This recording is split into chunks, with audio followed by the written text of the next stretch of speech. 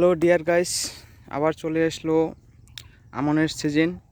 এই সিজনে রোপা লাগাইতে হবে, সুন্দর ফসল ফলাইতে হবে। তো এই ফসল ফলানোর জন্য, রোপা লাগানোর জন্য কিছু আগেভাগে থেকে পদক্ষেপ নিতে হয়। সেটা হচ্ছে কি, এই জমির আলি যেটাকে বলি আমরা, সীমানা পর্যন্ত এবড়ো থেবড়ো যেভাবে নিচু হয়ে আছে এই জমিগুলা, এখন আলিগুলা বেঁধে রাখা লাগবে। ঠিক এইভাবে সুন্দর করে চতুর্পাশে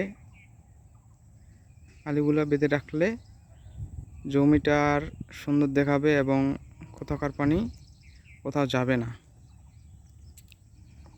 তো চলুন দেখে নিই কীভাবে এই সুন্দর করে কীভাবে আলি পারা যায়। দেখতে থাকুন।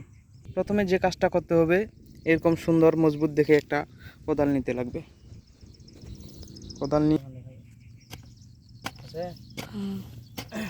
তো দেখতে থাকুন, এভাবে সুন্দর করে আলিটা কেটে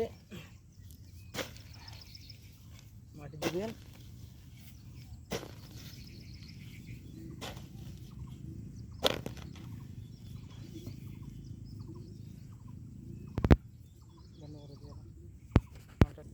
তো এইভাবে করার পর এত সুন্দর এরকমভাবে একটা আলি বেঁধে রাখা লাগবে।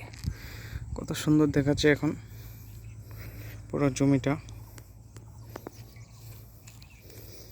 তো এইভাবে সুন্দর করে আলিটা বাঁধে রাখলে খুব ভালো হয়।